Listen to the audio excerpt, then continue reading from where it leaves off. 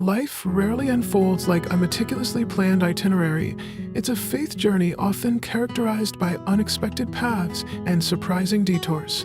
What if those very moments that loom as significant setbacks are, in truth, subtle setups for something far greater, something beyond our immediate comprehension? It's a challenging yet hopeful perspective, one that invites us to reframe our understanding of life's unpredictability.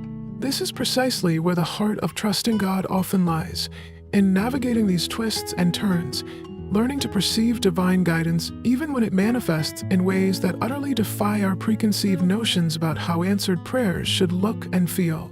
Sometimes, the most profound understanding and an unshakable sense of purpose don't blossom in ease, but are forged in the crucible of our most challenging circumstances. The most testing times can, rather remarkably, illuminate our way, revealing truths about ourselves and our Creator that we might never have uncovered in smoother seasons. This perspective challenges us to embrace uncertainty as more than a test of endurance. It's an invitation to trust in a larger story being woven by a divine hand. The moments that feel like dead ends, job losses, broken relationships, unmet dreams, or unforeseen crises may, in fact, be thresholds to transformation. They compel us to release our tightly held plans and lean into a trust that transcends human logic. This trust is not passive resignation, but an active surrender, a choice to believe that God's purposes are at work even when the path ahead is shrouded in fog. It's in these moments that faith becomes more than a concept. It becomes a lifeline, anchoring us to the promise that every detour has a destination, every setback a setup for a divine unveiling. To explore this profound truth, let's draw inspiration from an extraordinary account of two women whose experience in an incredibly difficult situation unveiled an astonishing purpose. Their story begins in a place of scarcity and despair, where survival itself seemed uncertain. These women, bound by love and loss, faced circumstances that would have broken many. Ruth, a young widow from a foreign land, and Naomi, her mother-in-law, who had lost her husband and both sons.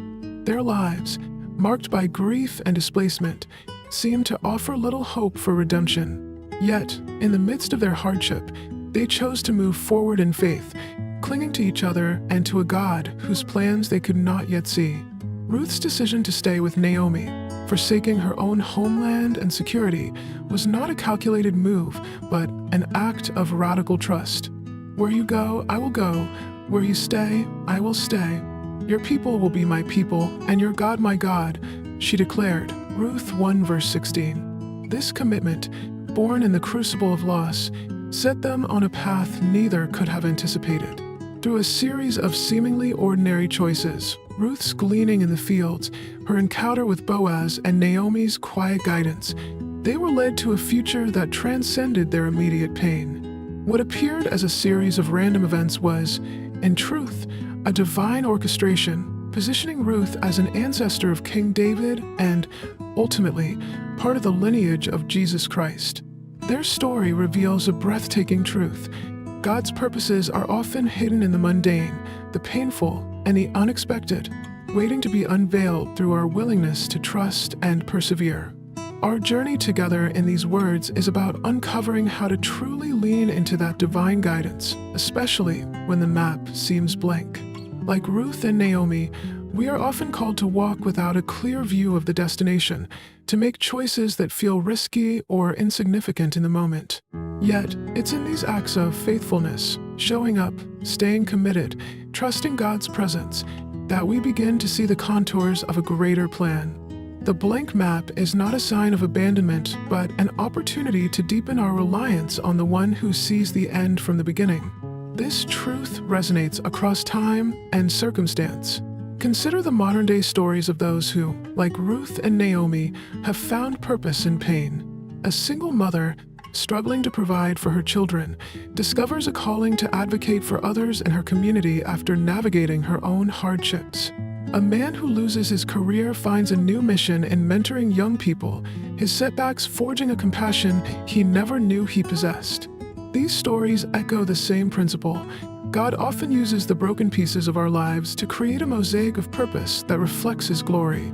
To truly grasp how such unexpected paths can reveal a deeper purpose, let's reflect on what it means to trust in the unseen. It requires cultivating a posture of openness, where we hold our plans loosely and seek God's voice in the whispers of daily life. It means embracing prayer not as a demand for clarity, but as a conversation that aligns our hearts with God's. It involves community, leaning on others like Ruth leaned on Naomi to remind us of God's faithfulness when our own vision falters. And it demands patience, a willingness to wait for the moment when the fog lifts and the purpose behind the detour becomes clear. The story of Ruth and Naomi and countless others like it invites us to see life's detours not as deviations from the plan, but as integral to it. The question is not whether God is present in our hardships, but whether we are willing to look for Him there. As we navigate our own unexpected paths, may we find the courage to trust that every step, no matter how uncertain, is leading us toward a purpose far greater than we can imagine, a purpose that shines brightest not in the absence of struggle, but in the heart of it.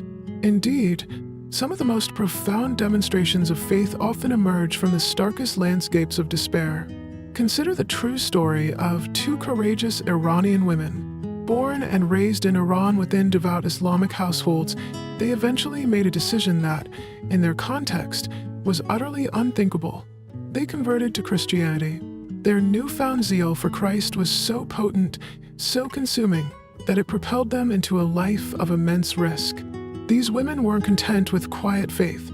They felt compelled to minister to others on the streets and daringly hosted Bible studies in the sanctuary of their own homes, fully aware that such actions were fraught with extreme danger in their society, where such open displays of Christian faith faced severe persecution. Inevitably, their bravery caught the attention of the authorities. One day, these women were arrested and abruptly cast into one of the world's most notorious and forbidding places, the infamous Evin Prison. This is not merely a jail. Evin Prison is a name synonymous with darkness, a place where prisoners often endure harsh, inhumane treatment and where torture is a grim, routine reality. The conditions were not just frightening, they were filthy, designed to break the human spirit, a stark testament to the brutal reality of their faith in adversity. Yet, it was precisely here, within these oppressive walls, surrounded by despair, that a startling and profound realization began to dawn on them. For so long, these dedicated women had yearned, had prayed with all their hearts for the freedom to minister openly, to speak about Christ without reservation to those who desperately needed to hear the gospel. Outside the prison, their words had to be carefully measured, their audience cautiously vetted, always fearing who might be listening. The weight of constant surveillance meant their ministry in suffering was severely restricted. But now, ironically, as captives within Evin Prison, an astonishing new freedom emerged. They found themselves surrounded by countless other women, fellow prisoners also ensnared in suffering, who were now a captive audience in a different sense. Here, the normal societal constraints were strangely absent. They could speak of their faith, share their hope, and offer comfort with an openness previously impossible. This was the unexpected, powerfully answered prayer. It was a stark lesson in how suffering itself can become the very soil in which divine purpose blossoms. Their astonishing realization inside those prison walls teaches us a vital lesson about the nature of answered prayer and divine wisdom. It challenges us to look beyond our own understanding of how help and purpose should arrive. That very challenge, to perceive divine wisdom when it confounds our personal blueprints, invites us into a deeper exploration of God's mysterious ways. How often do we approach prayer with a meticulously crafted idea of the perfect outcome, a fixed notion of what an answered prayer should entail? We present our requests, sometimes with detailed specifications, and then, if the response doesn't align with our script, disappointment can easily set in. It's a common human experience. Yet, what if that sense of letdown stems less from genuinely unanswered prayers and more from our own rigidly held expectations of how those prayers should be fulfilled? This is where the journey towards spiritual maturity becomes so vital. True growth in faith involves the profound acceptance that God's plan, operating with a divine wisdom far beyond our grasp, might unfold very differently from our own cherished desires and ultimately be far better. The Iranian women, whose story we've just touched upon, serve as a powerful testament to this. Their fervent prayer was for the freedom to minister, to share their faith openly. Could they have ever imagined that the answer would arrive within the grim confines of Evin prison? Likely not. Their experience underscores that what we perceive as a roadblock might, in God's plan, be the actual road, leading to unexpected blessings. This understanding also reshapes our perception of what constitutes meaningful service or ministry. It isn't always about grand stages or addressing thousands. Often, the most impactful forms of ministry are woven into the fabric of our everyday lives, taking diverse forms. Perhaps it's offering a listening ear and gentle guidance to extended family members still searching for their path, our cousins, uncles, or aunts who may not yet know Christ or feel lost in the world. For others, their unique calling might be to reach out with compassion to former gang members, drawing from shared experiences to offer a way out, or perhaps it's bringing a tangible message of hope and dignity to those who are homeless, feeling forgotten on the city streets. The key is the courageous acceptance of our circumstances and the willingness to serve where we are planted, recognizing the potential for divine purpose even if our current reality looks nothing like the dream scenario we once envisioned. This understanding of divine purpose, even in unexpected places, finds a beautiful and timeless echo in sacred texts. One such passage offers profound comfort and guidance for navigating all of life's varied terrains. Among those timeless passages offering such profound comfort and guidance, few resonate as deeply or as universally as Psalm 23, penned by David. It begins with an assertion of intimate trust that has anchored souls for millennia. "The Lord is my shepherd, I shall not want." This single line immediately paints a vivid picture of a good shepherd, not a distant deity, but one who is actively involved, watching over his flock, ensuring every need is met, guiding tenderly and fiercely protecting. A shepherd's care is constant. They know each sheep individually, lead them to sustenance. He makes me to lie down in green pastures.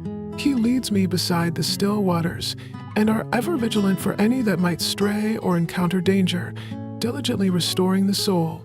David then beautifully unfolds the landscape of this divinely guided journey. He speaks of these green pastures and still waters, images that evoke deep peace, restoration, and abundant provision. These are the sunlit seasons of our lives, moments of spiritual comfort and tangible blessing. But the journey, under the shepherd's guidance, also traverses paths of righteousness, which, while inherently good and for his name's sake, are not always the easiest routes.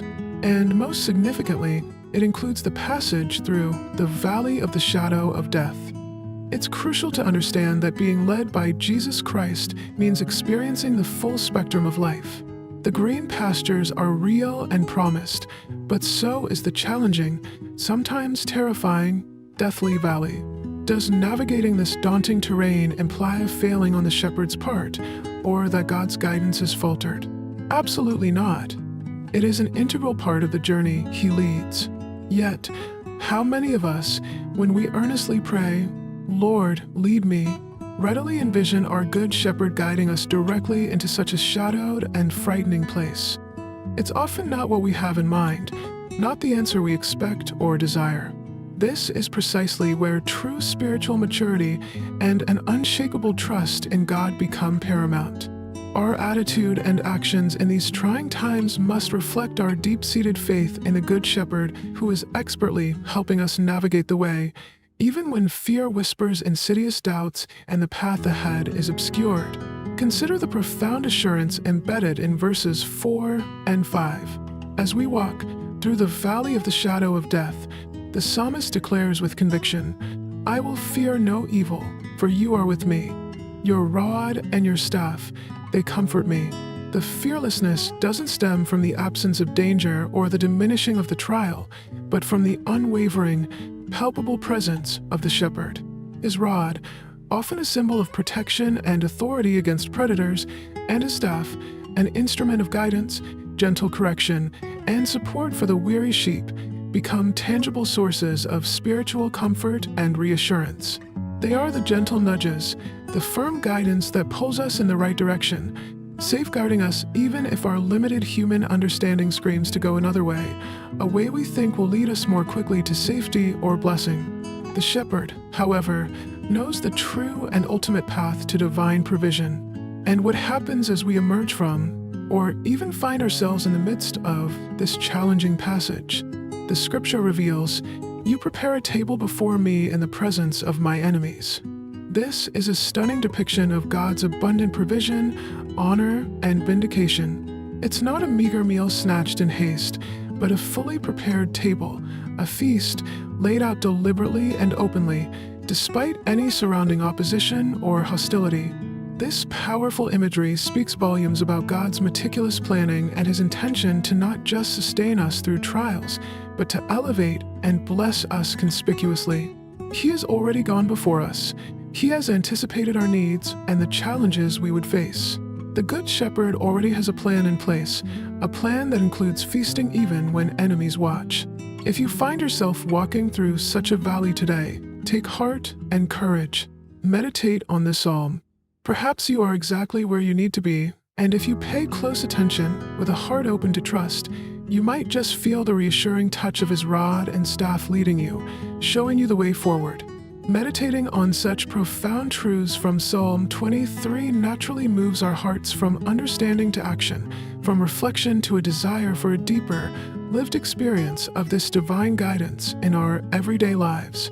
Walking in the light, prayer, purpose, and a worldly detour avoided. This heartfelt desire for a deeper, lived experience of divine guidance naturally leads us to consider how we actively cultivate such a walk of faith.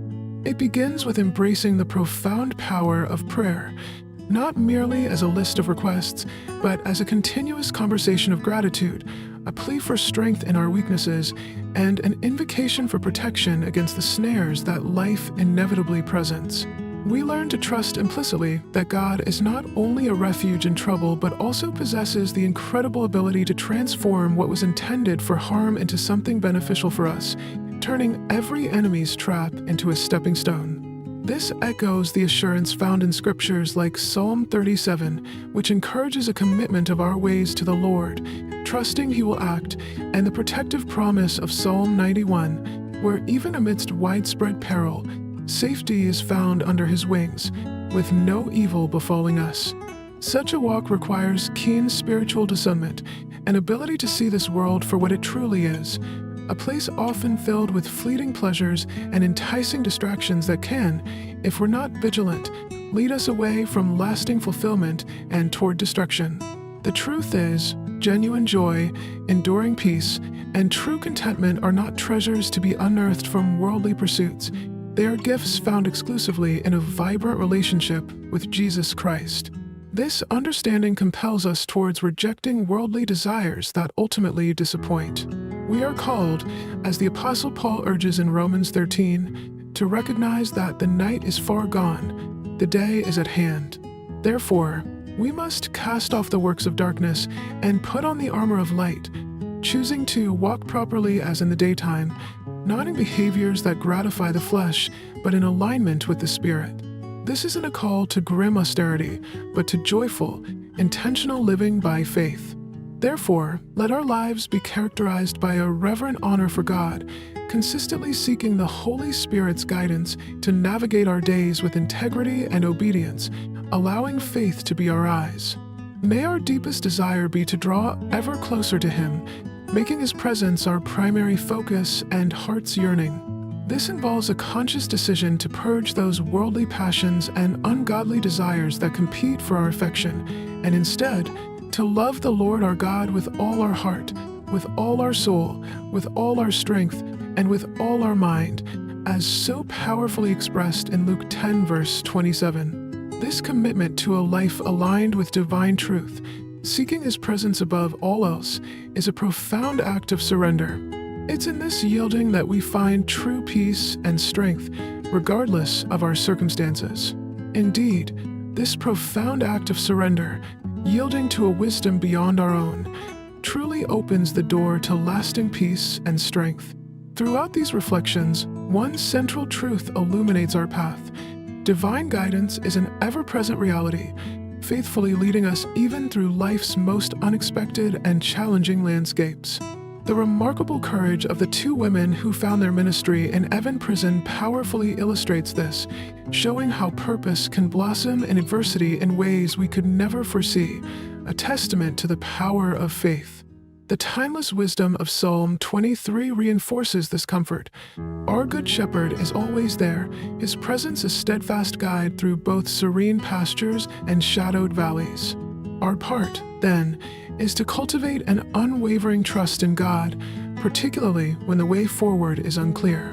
It means choosing to listen for his voice above the world's persistent noise, finding encouragement in the quiet assurance that comes from walking by faith, not by sight. As we perhaps reflect in the quiet of an evening, much like a contemplative night prayer, the ultimate invitation is to complete surrender. Let us consciously place our journeys, our hopes, and our fears into his capable hands.